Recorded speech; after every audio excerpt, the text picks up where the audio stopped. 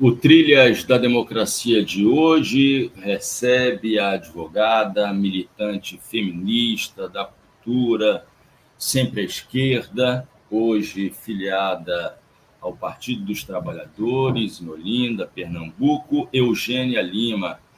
Seja muito bem-vinda ao Trilhas pela terceira vez, Eugênia. Terceira vez, eu acho. Seja muito bem-vinda. Obrigada pelo convite, Marcos. Agradecer também a todo mundo que vai estar nos assistindo. Né? Então, vamos embora, porque essa conversa sobre Olinda, né, nesse período do carnaval, sobre política, é a conversa que eu mais gosto. Eugênia, então vamos começar falando de Olinda, olhando um pouco para trás, né? Olinda foi governada pelo Partido Comunista do Brasil, que esteve à frente, né, no prefeita e prefeito durante 16 anos, militante, dirigente do Partido Comunista do Brasil, primeiro a atual ministra da Ciência e Tecnologia, Luciana Santos, e depois o deputado federal Renildo Calheiros. E depois desses 16 anos, há 7 anos, Olinda é governada por um evangélico, filiado ao PSD, e professor Lupércio, o que, na minha opinião, representou um brutal retrocesso, né? Eu queria que você fizesse uma análise, né, tentasse explicar para os nossos ouvintes da Rádio Brasil de Fato, os espectadores da TV 247 e da TVT, como isso aconteceu, né? Como é que depois de 16 anos, depois de 8 gestões, Olinda fica nas mãos de uma liderança do campo evangélico, quando eu digo evangélico, com tudo aquilo que traz aqueles que se usam da religião no campo político como uma pauta conservadora, entre outras coisas. Por favor, Eugênia, ajude-nos a entender como isso aconteceu em Olinda. Eu acho que a história de Olinda se mistura um pouco com a história do nosso país, né? Do golpe, do enfraquecimento dos partidos trabalhadores, né, do golpe midiático, né, que a gente sofreu. E aí a gente tinha 16 anos, né, de gestão de esquerda, o PCdoB, né, e que toda uma gestão com muito tempo tem um desgaste. Né, e após a finalização, né, desses 16 anos, a cidade elege um evangélico, um pastor, que também é professor, se diz professor, né, para governar uma cidade que tem uma potencialidade enorme e que a gente vê que foi um retrocesso tamanho, mas que isso dialoga também com o crescimento do fundamentalismo evangélico em todas as cidades brasileiras, e em Olinda não foi diferente. Né? Quando esse Estado não chega, essa igreja, com a teoria da prosperidade, chegou. E Olinda é uma cidade média, mas que tem uma grande população, né, com um poder aquisitivo muito pequeno. Eu sempre digo que é um sítio histórico, à beira-mar, mas rodeado de um bolsão de miséria, onde a política pública não chegou, e isso facilita com que gestões como essa do professor Lupécio, que tem um quê de populismo, tem um quê de... Né, a campanha mesmo foi pautada, não é o liso, né? E esse liso, né, que chegou mais junto no diálogo com o povo, que era da cidade de Olinda, esse liso ganha por 2 vezes, mas que sua gestão não representa um avanço para a cidade de Olinda. Pelo contrário. E a gente vai fazer uma comparação com as votações de 2022 para governo, por exemplo, e aqui a gente vê que Olinda é uma cidade que a gente acha que é progressista, é uma cidade que vem avançando no crescimento da direita. A gente teve o candidato Anderson Ferreira sendo mais votado no primeiro turno de 2022. Então, é um grande retrocesso que nossa cidade passa e que precisa de um exercício de muito diálogo, de muita organização dessa frente de esquerda para a gente reverter esse quadro. Eu acho que agora é muito mais fácil porque você vê uma gestão totalmente ausente de um planejamento urbano, não, então não tem nenhuma secretaria, nenhuma frente que esse prefeito faça, né, que seja exitosa para a população. Quando a gente fala em educação, a gente se envergonha, porque são poucas creches, poucas escolas, a gente está aí, muitos contratados, né? O inchaço da máquina pública, a gente está passando agora por várias mobilizações de servidores públicos que estão sem salários, desde do pessoal do lixo até professores e servidores da prefeitura. Não tem um planejamento, não tem, em relação à cultura, que a cidade efervesce cultura, né? O carnaval é uma grande potencialidade organizada pelos foliões, moradores e quem faz cultura na cidade.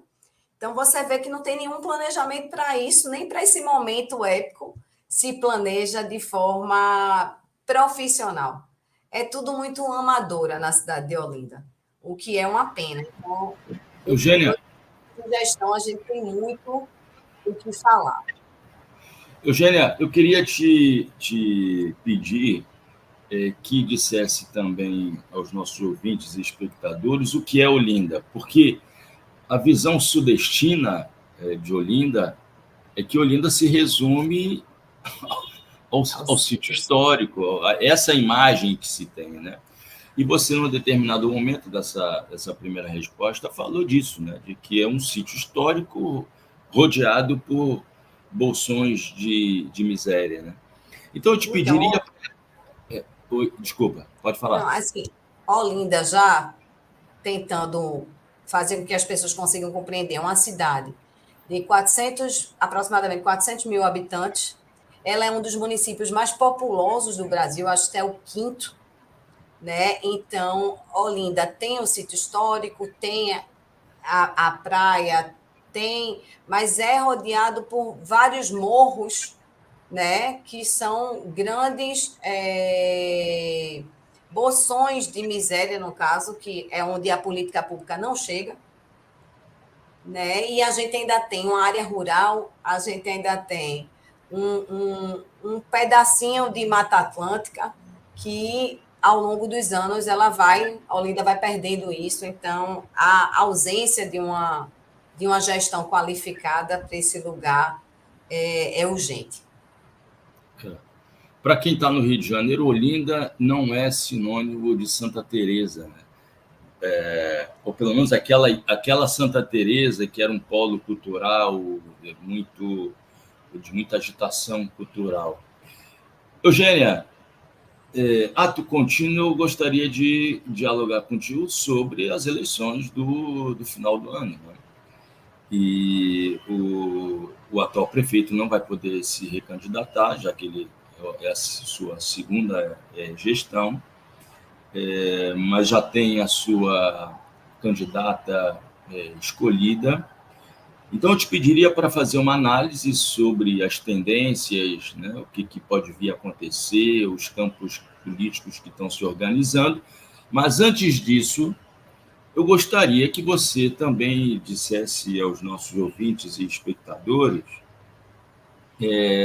as razões pelas quais você se desfilia do PSOL, você que foi 2 vezes candidata a vereadora com uma belíssima eleição, você tinha votos, me corrija se eu estiver errado, você tinha votos para ser eleita, mas devido ao coeficiente eleitoral você não conseguiu entrar, né, nas 2 eleições em que você participou, e também foi 2 vezes candidata a senadora da República pelo PSOL, foi presidenta do PSOL de Olinda.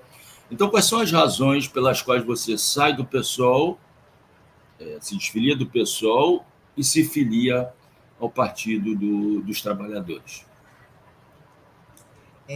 Primeiro dizer, Marcos, que sou muito grata ao Partido Socialismo e Liberdade, né? Por todos esses anos, eu me filio no PSOL em 2015, né? E sou candidata a vereadora em Olinda. Essa entrada na política foi muito pelo carnaval, né? Eu fundei, junto com as amigas, um grupo percussivo chamado Conchitas, e na época a gente estava na luta contra a camaratização do carnaval, né? Por entender que o carnaval de Olinda é na rua. Então, quando eu cheguei na Câmara, quando eu tive essa vivência, claro que eu já vinha de movimento social, movimento estudantil, mas quando eu entrei ali na Câmara de Olinda, eu vi a necessidade da gente ter parlamentares comprometidos com a luta da cidade. O carnaval está na nossa veia, a gente que é olindense não tem como tirar, né? Vem de uma ancestralidade e aí, de repente, se queria camaratizar o carnaval e permitir, né, casas camarotes por todo o circuito da cidade. Então, ao me deparar por isso, nessa luta, eu escolhi um partido político para me filiar, e eu vinha da luta das desapropriações, das violações de direitos de moradia na Copa, né, que eu vivi isso também em Camaragibe. Eu estava concluindo meu mestrado em desenvolvimento urbano e optei por me filiar ao PSOL. E aí, naquele ano, fui candidata a vereadora, tive um número expressivo de votos, com um financiamento bem pequenininho na época, era a ajuda dos amigos, aquela campanha extremamente militante, que eu acho que foi uma das campanhas mais inesquecíveis. E a gente tem um número de votos para entrar na Câmara, para ser vereadora naquela eleição, e não atinge o quociente eleitoral. Então, a partir daí, eu fui entender o que era estar no partido político, né? Porque, mesmo formada em direito, eu esqueci da regra, né? da quantidade de vagas do quociente eleitoral. Então, fui me aprofundar, me dediquei, virei dirigente do Partido Socialismo e Liberdade, do PSOL, e fui candidata a Senado em 2018. Naquela eleição, você votava em 2 senadores, né? E aí tive uma votação expressiva, com mesmo pouco recurso, né? O PSOL ainda tinha poucos deputados federais, então isso para a gente era muito, muito difícil, né, fazer campanha. E aí, em 2020, tento novamente a candidatura de vereadora e sou a 8ª mais votada na cidade. E a gente não atingiu mais uma vez o quociente eleitoral. Fui 8ª mais votada, a primeira da esquerda, né, com diferenças enormes do outro candidato eleito pela esquerda.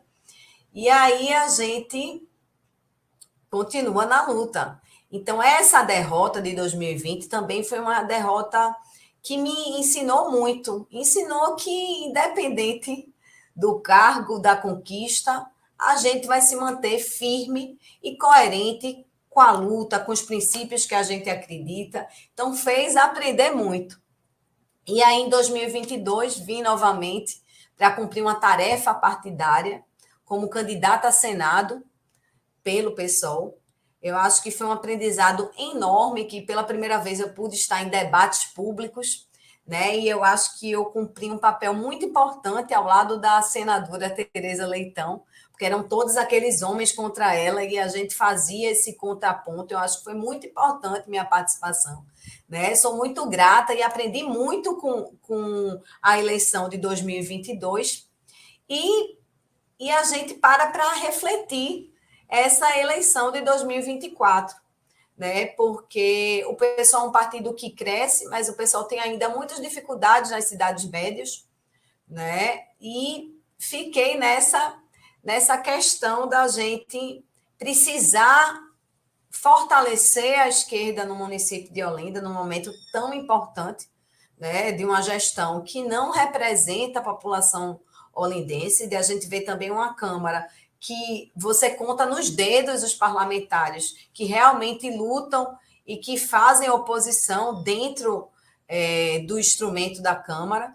E tive, ao longo dos anos, várias conversas, vários convites, né, para estar em outros partidos. E dentro da minha coerência política, da minha história de resistência, eu entendi e escolhi o Partido dos Trabalhadores para ser esse outro partido, no sentido de que estou iniciando a minha jornada no Partido dos Trabalhadores e, como uma boa militante que sou, né, não consigo estar pela metade, então assumo o compromisso de carregar e fortalecer o Partido dos Trabalhadores na cidade de Olinda e construir esse diálogo para a gente fortalecer essa frente de esquerda em todo o país e em Olinda também. Então, estou muito feliz, né? Recebi o convite e fui recebida por várias pessoas do PT, vários parlamentares, vários militantes, e, em especial, a senadora Tereza Leitão, que me abraçou e estamos juntos aí, construindo essa candidatura de vereador em Olinda, para que a gente possa ocupar aquele espaço, mas também para que a gente possa ter mais de um vereador do Partido dos Trabalhadores, para a gente fortalecer essa federação e conseguir conduzir a cidade por uma política mais alinhada aos princípios do socialismo, da luta dos trabalhadores e da esquerda na cidade de Olinda. Bom, eu ia te fazer uma pergunta, mas você já respondeu, né? Então, o teu objetivo é, em 2024, se candidatar a vereadora de Olinda pelo Partido dos Trabalhadores. Eu te pediria agora aquela pergunta que ficou não respondida, porque precedia essa discussão, esse teu esclarecimento sobre a ida ao PT, né? Ida para o PT. Como é que você observa essa disputa do final do ano, né, de outubro de 2024, a importância dessa eleição? Né? Quer dizer, todas as eleições são importantes, mas essa eleição em Olinda é muito importante porque pode dar, oxalá isso não aconteça, mais vida a uma candidatura, né, a uma gestão que se pauta, entre outras coisas, por um conservadorismo muito forte, falta de transparência, mas isso a gente vai falar ainda mais à frente. Como é que você observa o campo político hoje, os campos políticos hoje, em particular os campos do centro-esquerda, em relação à disputa da prefeitura de Olinda no final do ano? Antes de aprofundar nisso, queria dizer que, assim, estou chegando no Partido dos Trabalhadores, inicialmente a candidatura à vereança, mas também dizer, Marcos, que estou à disposição, né, para cumprir tarefa.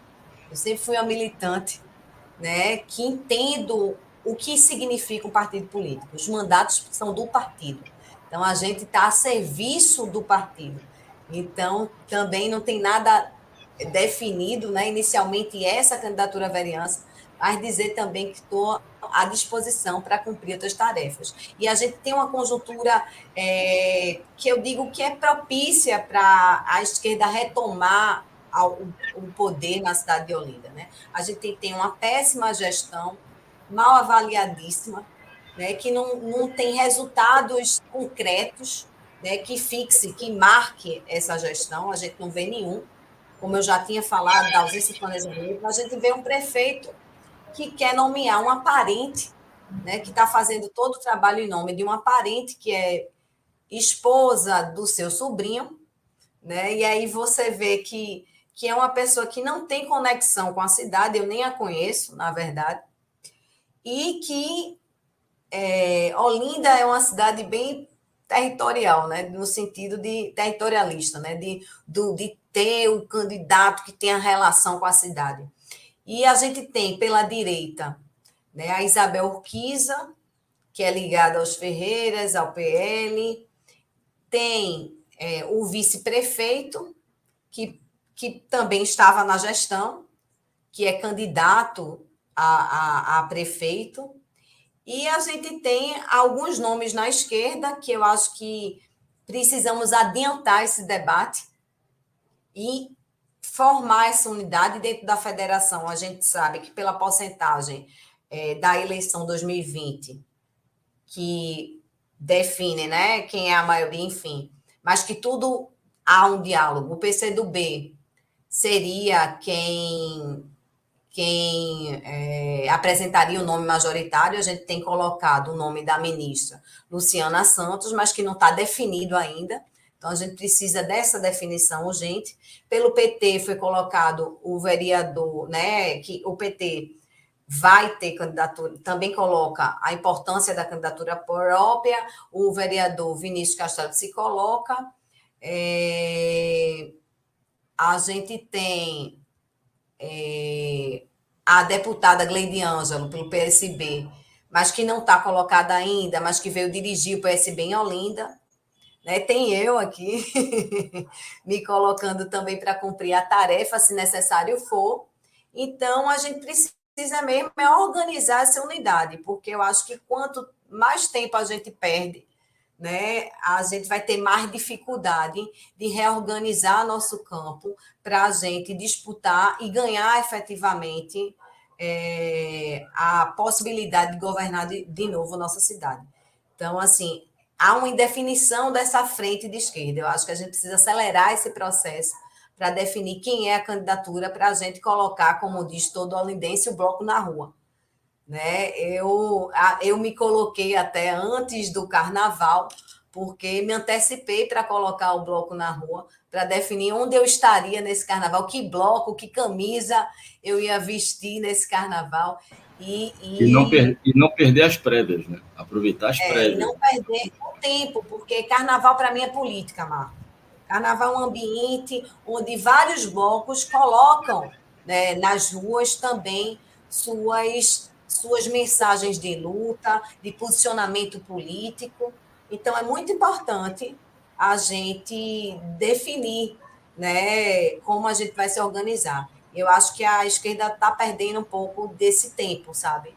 A gente precisa se organizar rapidamente para garantir uma candidatura única. Não existe espaço para duas candidaturas de esquerda na cidade de Olinda. Eu acho que tem sim que ter muito diálogo e a gente organizar essa equipe que vai compor a majoritária para a gente não perder tempo e nem a oportunidade de voltar a governar essa cidade que dá tanto prazer, né? Uma cidade tão bonita, mas que não tem, está tão sem sorte na perspectiva de uma gestão de qualidade. Eugênia, você vem há tempos, né? Eu recebo o teu material. Você vem há tempos se posicionando, se manifestando criticamente em relação ao descaso da Prefeitura de Olinda em relação ao sítio histórico. Né? E problemas relativos à segurança pública, né? Desrespeito da ordem pública, daquilo que afeta diretamente os moradores. Né?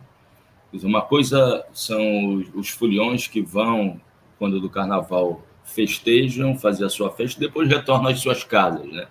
E mesma coisa no dia a dia de Olinda, aqueles que vão a Olinda para se divertir e retornam e os moradores ficam lá. Isso não é um problema apenas de Olinda, isso é um problema de São Paulo, por exemplo, aqueles que moram na região da Vila Madalena, né, que tem muitos bares, muitos restaurantes, né, e a juventude vai se divertir e os moradores pagam um preço por isso. Né? Mas eu queria que você dissesse quais são os problemas enfrentados pelos moradores do sítio histórico e que fizeram com que você se manifestasse, organizasse a população, os moradores, durante os últimos tempos. Eu digo que tem que ter coragem, né? Assim, é o amor por Olinda que faz a gente estar nessa luta incansável. Né? Eu só vejo potencialidade, né? Aquela coisa do copo cheio, do copo vazio. Tem gente que olha para Olinda e só vê problema. Eu vejo muita potencialidade e acho que o problema da cidade é um problema de gestão. A gente tem passado problemas muito difíceis, porque a gente tem uma gestão que descumpre a legislação, né? Olinda é uma cidade que tem uma legislação muito solidificada, que foi feita com muita luta, que ela regulamenta, inclusive, o carnaval, que ela fala do uso e ocupação do solo, que ela fala da questão da conservação do patrimônio, e a gente tem tido muita dificuldade, porque a gente tem uma gestão que sucateia o Conselho de Preservação, né, que não ouve, né, que não respeita a legislação, que tem uma ausência de um quadro técnico especializado. A gente tem, para você ter ideia de quadro técnico, só para te dizer esse dado do quadro técnico que eu trouxe aqui, a gente tem na Secretaria de Patrimônio 3 técnicos concursados e 2 com título de mestrado que estão quase se aposentando. Então, numa cidade que tem um território de quase 2 quilômetros, a gente não tem quem fiscalize, quem monitore. E aí, isso é uma questão dessa gestão, porque a Olinda já foi referência. Nos anos 80 e 90, a gente tinha o plano piloto de Olinda, que era um plano onde tinha participação dos moradores, onde a prefeitura oferecia, né,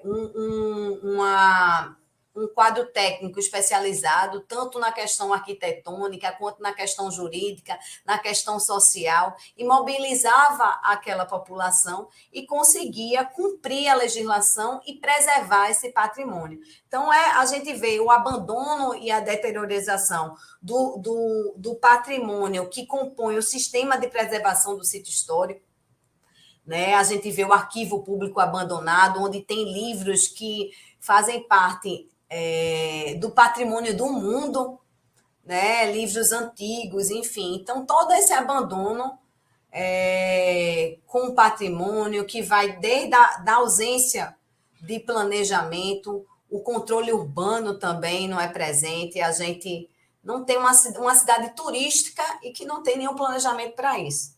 Né? Você vê poucos hotéis, você vê que o carnaval, por exemplo, que é um evento que traz muito turista para a cidade, no antes, no durante e no depois, ele não é preparado para isso. Então, você vê a falta de regulamentação do comércio informal, tudo isso por falta de gestão. E fica a confusão entre morador, grupo cultural, o próprio ambulante. Então, vai criando conflitos que seriam totalmente desnecessários se a gente tivesse uma gestão que pudesse mediar os interesses, né? Porque o que é uma cidade, se não vários interesses em jogo? Então, o papel de um gestor público é mediar esses interesses, e em Olinda falta isso, essa mediação. A gente está na véspera do carnaval, não sabe o que vai acontecer, né? Totalmente tudo muito solto, sem diálogo, os moradores não têm acesso ao plano do carnaval, né? Os ambulantes que estão lá totalmente vão fazer o trabalho sem dignidade nenhuma. Então, você vai criando vários conflitos. É o morador que não quer um ambulante na sua porta, sabe? Um ambulante que não tem banheiro, que não tem onde, sabe? Limpar a sua mão, a questão sanitária, inclusive. A gente acabou de sair de uma pandemia, sabe? Uma decoração do carnaval totalmente descaracterizada com a cidade. Não envolve os moradores, os comerciantes. Tudo isso tem jeito, sabe, Marco? É simples.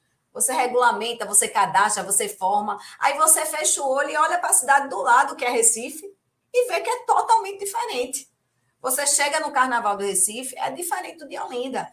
E não adianta discutir que é a questão do que arrecada, né? A gente vê que não é isso só. O Carnaval de Olinda não é captado na Lei Rouanet, que eu acho um erro, um grande erro. São Paulo é, Olinda não, como é isso? Entendeu? Então, falta capacidade técnica e responsabilidade para tratar o carnaval como o nosso maior evento. Entender que a gente precisa também preservar o patrimônio. Então, esse carnaval precisa também ser educativo com os que vêm visitar a nossa cidade. E não é isso, você não vê banheiro público em prévia, sabe? Você não vê uma lixeira, você não vê uma organização dessa agenda que é tão bonita, né, que mexe com esse imaginário popular, que o Carnaval de Olinda, eu acho que é o evento que a gente pode, que a mistura, né? O senhor falava a mistura colorida da massa, né? Onde todo mundo é igual, né? Você não sabe quem é quem ali no meio da multidão e todo mundo vai ouvir, vai democratizar, é a democracia, né, sendo executada. Então, eu acho que um carnaval desse, uma cidade dessa, e a gente não tem, já não tem o planejamento anual, né? E esse carnaval, que para mim é uma festa, você não organiza um casamento numa semana antes. Você não organiza um aniversário que você quer convidar parentes de todo o país uma semana antes.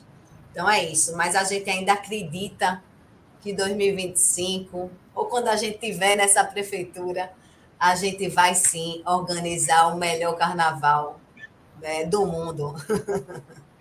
Uma curiosidade, o ano passado eu tinha acabado de entrevistar a Eugênia, né? O programa foi ao ar no domingo anterior ao Carnaval, e no Bacalhau do Batata, que é o bloco que encerra praticamente o Carnaval de Olinda na quarta-feira de cinza, eu esbarro com a Eugênia, né? E mais adiante eu tinha agendado uma entrevista com o neurocientista Siddhartha Ribeiro, e mais à frente, no mesmo Bacalhau do Batata, eu esbarrei com o Siddhartha, que também estava no Bacalhau do Batata, né? É também um local em que você esbarra com as pessoas, você encontra com as pessoas que você não vê há muito tempo, ou que você só vê através da tela de um computador, né? Mas, Eugênia... Queria antes falar um pouquinho, já que você puxou o bacalhau, desculpe lhe interromper, mas o bacalhau, para mim, é um dos melhores blocos de Olinda, porque o bacalhau é o bloco da classe trabalhadora. Exatamente. Muita gente vai embora terça-feira no carnaval, não é hype, não é chique, não é, é povo. Eu não perco um bacalhau, Marco. Eu sou fã do bloco, porque você vai ver aquela pessoa que trabalhou o carnaval inteiro, mas que está lá na quarta. Então, é um bloco altamente respeitoso. Você vê as pessoas se abraçando, cantando, sem nenhuma violência. Então, assim, para mim, o bacalhau, sabe? Todo ano eu tenho que ir. Até no ano que eu engravidei, fiquei chorando, porque meu marido disse: não. Tá com 8 meses, mulher, tu vai ter essa menina no carnaval, mas eu chorei até que ele me levasse, nem que fosse para ver um pedacinho do bacalhau. Eu tenho a mesma opinião. Para mim, eu torço para chegar quarta-feira, infelizmente, para sair no Bacalhau A do Batata. quarta-feira ingrata, né? Chega tão depressa, só para contrariar. É de fazer chorar. Mas, Eugênia, Olinda não vive só do carnaval, né? Quer dizer, faz-se cultura o ano inteiro, né? E na semana passada eu entrevistei nesse mesmo espaço o vereador do Recife, do PSOL, Ivan Moraes Filho, que é alguém que tem uma forte atuação no campo da cultura, da comunicação, entre outras áreas, né? E eu gostaria de fazer a você duas perguntas que eu fiz a ele na ocasião, tratando do Recife, né? Mas eu gostaria de te ouvir acerca de Olinda, mas fazendo a mesma pergunta. Todos nós assistimos o filme do Kleber Mendonça Filho, Retratos Fantasmas, que é um filme que trata exatamente do desaparecimento, não é? Do cinema de rua e da importância dos cinemas de rua nas cidades, né? E eu perguntei, a pergunta que eu fiz a Ivan se referia ao São Luís, né? E a pergunta que eu te faço agora você ainda tem esperança de que um dia Olinda voltará a ter cinemas de rua? Isso é uma primeira pergunta. E a importância de um cinema de rua numa cidade como Olinda, né? Do ponto de vista cultural, mas não apenas cultural, né? Quer dizer, Ivan falou da importância de um espaço como o cinema na rua, até para o campo da segurança pública, né? porque onde existe cinema de rua, existe o pipoqueiro na rua, existem as filas do cinema para a compra do ingresso, para a entrada, ou seja, existe uma iluminação do território, né? Quer dizer, o espaço público é ocupado pelas pessoas, né? Então, gostaria que você tratasse disso, né? E na sequência, né, falasse um pouco também, eu fiz essa pergunta ao vereador Ivan Moraes Filho, o Ivanzinho, queria que você falasse um pouco sobre a questão da publicidade, né, os gastos com publicidade, se há transparência em relação a esses gastos, e também, né, vinculado a isso, essa pergunta não foi feita a ele, mas eu faço a você, o péssimo exemplo dado com as campanhas antecipadas, né? Ou seja, campanhas que retrocedem no tempo, né? Se antecipam em relação ao início do pleito e todas as normas, todas as regras existentes em relação à ocorrência de eleições. Por favor, Eugênia, começando pela importância dos cinemas e se você tem esperança de que um dia o cinema de Olinda vai reabrir. Você, quando assiste Retratos Fantasmas de Kleber, né, dá um saudosismo, né, do Recife. E Olinda não é diferente, né? Olinda tem 2 cinemas fechados há muitos anos. Inclusive, eu, como moradora de Olinda, tenho 40 anos e eu nunca assisti um filme, nem no Cine Olinda, nem no Cine Duarte Coelho, né? O que dá uma dor, você ter 2 cinemas na sua cidade e nunca ter pisado lá, né? Houve várias tentativas de reativação, essa gestão frustrou várias vezes, e você vê o cinema como um instrumento de libertação, né? A partir da arte, né? Do audiovisual, você também liberta as pessoas. Fora gerar renda, como o Ivan trouxe, né, na entrevista que foi feita por ele. Então, assim, é um sonho. A gente teve uma grande mobilização, né, que é a ocupação do Cine Olinda, Ocupe Cine Olinda, onde foram exibidos vários filmes, né, naquela ocupação e com a proposta de reativação, mas que até hoje a gente não avança. Então, Olinda também é uma cidade pioneira no sentido de ter 2 cinemas que poderiam ser um instrumento, né, mais acessível à comunidade, ao entorno. Você acha que não é nada, mas muita gente nunca foi ao cinema em Olinda. Nunca assistiu um filme na telinha, porque essa telinha está disposta de forma privada, né, não é tão acessível assim. Então, seria uma das prioridades, eu acho que uma prioridade, né, de política pública em Olinda seria reativar o cinema. E a gente teve várias possibilidades, né? A Lei Paulo Gustavo veio também com esse recorte, né, para ajudar os gestores públicos com um incentivo garantido para reativar esses cinemas. Então, acho que essa cobrança, essa mobilização popular tem que ser feita, né, na cidade de Olinda, para a gente ativar. Eu, inclusive, fiz um vídeo pequeno falando disso e tive o prazer de entrar num desses cinemas que está fechado há muito tempo e dá uma dor. Você vê a estrutura daquela, que poderia estar a serviço da população, tanto na conscientização, na informação, mas no acesso, né, a esse tipo de conhecimento.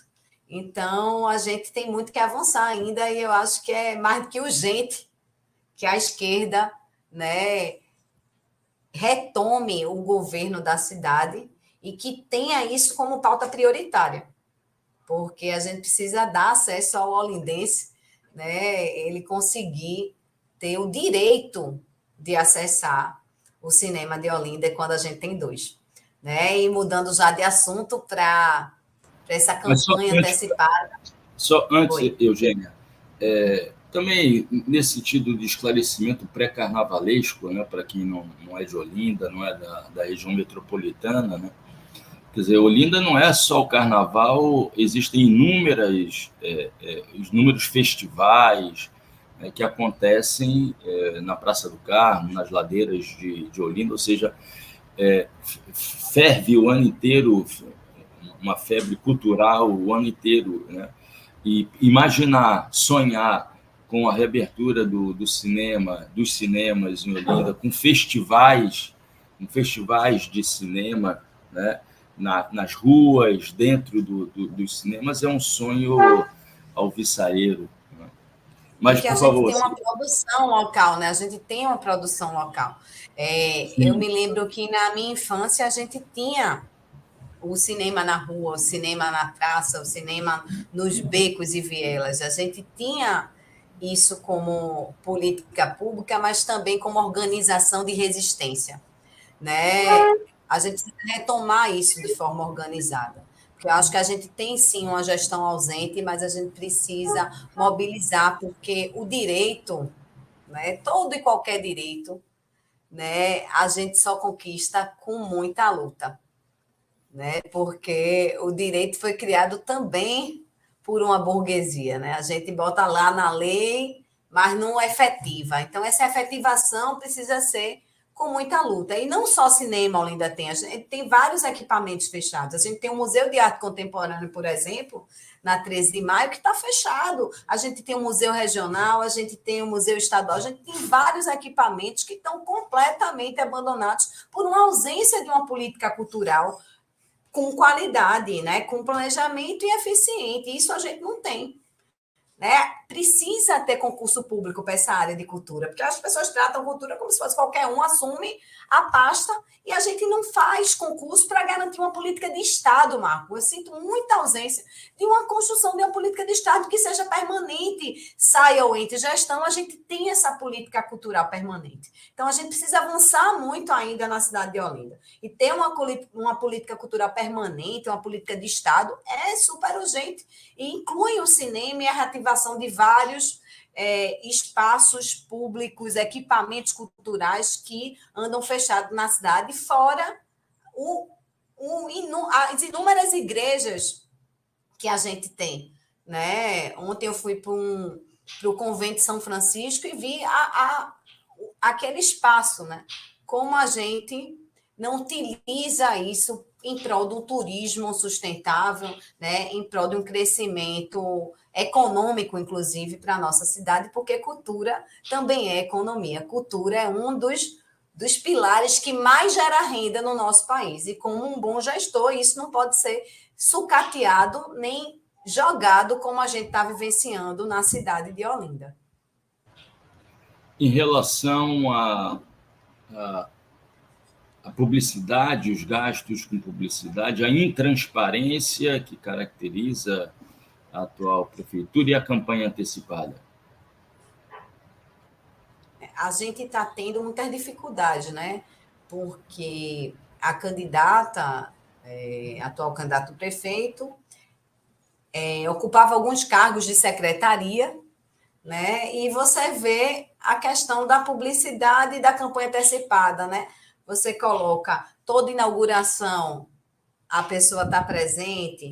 No carnaval passado, a gente teve outdoor, adesivo de carro, o que, para mim, configura crime eleitoral. Né? Então, foi dada entrada no Ministério Público, esses outdoors foram proibidos, mas a gente continua com a mesma prática política arcaica, né? E que precisa de uma atuação mais eficaz do Ministério Público em relação a isso, porque a utilização da máquina pública em prol da campanha. E isso a gente tem legislação que não dá, né? Que é muito que define que isso é proibido. Então, a gente precisa muito em Olinda dessa fiscalização eficaz, porque parece que tudo é permitido, que a gente está na cidade do oba-oba, e a gestão termina reproduzindo esse oba-oba, que estar na cidade de Olinda. Então, é um dos desafios, né, o desafio eleitoral dessa fiscalização. Né? A gente vai começar o carnaval, a gente vai ver muito bloco que vai ter atrás apoio fulana de tal, que é a candidata do prefeito, e que você fica... É muito difícil, porque vê a questão das orquestras. A prefeitura ela tem uma liberação de orquestras. As orquestras vão para os blocos que estarão alinhados a maioria deles com uma candidata do prefeito. Então, você pode ver se não terá o nome dela atrás das camisas dos blocos. Então, para mim, isso é campanha antecipada. Fica aí a dica para que a gente possa, enquanto esquerda, se organizar mesmo, intervir, né, de forma precisa, né, acionando, né, os instrumentos de fiscalização, e o Ministério Público é um deles, né, para que a gente possa evitar. Ontem eu recebi um aviso que, não sei se isso procede, mas que talvez vão colocar nos prédios públicos, estão colocando estrutura de metal, que a gente acha que é um possível outdoorzinho fazendo propaganda, né, da gestão. Então, a gente está aqui fiscalizando, vamos nos organizar enquanto sociedade civil. Eu participo também da SODECA, que é a Sociedade de Defesa da Cidade Alta, e a gente vai acionar o Ministério Público para intervir em relação à descaracterização do patrimônio, que também não dá para permitir que, durante o momento do carnaval, esse patrimônio seja descaracterizado com outdoor, com fotos de figuras, né, antecipando o cronograma eleitoral. Eugênia, a gente está chegando na parte final do programa, e eu gostaria de falar de carnaval, mesmo que a questão do carnaval tenha atravessado toda a nossa conversa até agora, seria impossível não fazê-lo, né? Nas duas edições anteriores, né, como você bem disse em algum momento da entrevista, a gente tratou da crítica ao processo de camarotização do carnaval, né, que é, de maneira muito simplista, a ideia de privatização de determinados espaços da festa para uma festa particular, para a ocorrência de uma festa particular, isso em meio a uma festa que é, ou deveria ser, a mais democrática possível, né? Acaba de acontecer, eu fiz essa pergunta também ao vereador Ivan Moraes Filho, acaba de acontecer no final do ano, na cidade do Recife, no Réveillon do Recife, uma festa de 3 dias, né?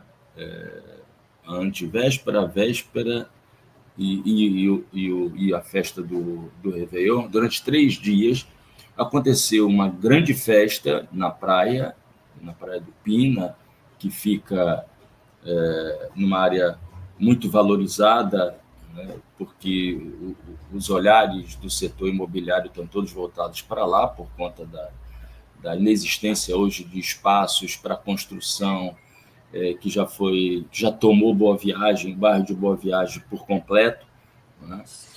Mas também é um local que fica rodeado por 2 comunidades, a comunidade de Brasília Teimosa e a comunidade do Bode. E essas festas foram financiadas pela iniciativa privada, pagaram o cachê dos artistas que vieram, né, nos 3 dias, foram muitos os artistas do Brasil inteiro, sendo comercializada a venda de ingressos para uma determinada parte VIP, né? O curralzinho, o famoso curralzinho, um camarote, só que um camarote na areia, né? Eu queria te ouvir a respeito, Eugênia, porque foi muito alardeado, propagandeado pela Prefeitura do Recife, de que era uma iniciativa exitosa, de parceria entre o setor público e o setor privado, né? E que atraiu muita gente que não poderia nunca pagar um ingresso para assistir um show de Ivete Sangalo, por exemplo, etc. Eu queria te ouvir a respeito, você que é militante da área da cultura, né? É mais uma forma de camarotização da festa no território nacional, no território, né, de Recife e Olinda, sob as vestes de uma parceria público-privada, no sentido lato da expressão? Eu acho que é bem complexo, né, Marcos, a gente tratar desse tema quando a gente defende carnaval de rua, quando a gente defende esse espaço democratizado em toda a sua potência, que a gente sabe que a estrutura do camarote era diferenciada, né? Mas que foi ele que custeou, né, aquele grande show. Eu falo muito, eu fico pensando muito na ausência da transparência, né? Quanto foi que a iniciativa privada lucrou com esse tipo de evento? Porque a partir daí a gente pode ter uma opinião formada sobre isso. O que é que esse tipo de evento, né, que está travestido no sentido da questão do popularizar, traz de ganhos para a iniciativa privada? Então, é esse cuidado que a gente tem que ter, que, claro, vai ter que ter seu lucro, mas quanto é esse lucro? Será que isso também não dava para a gente fazer polos, né? Trazer o fortalecimento da cultura popular? Porque foi um grande show com artistas nacionais, né? A gente não fortaleceu essa cultura popular no nosso Réveillon, quando a gente tem esses artistas no nosso estado e né, no nosso território.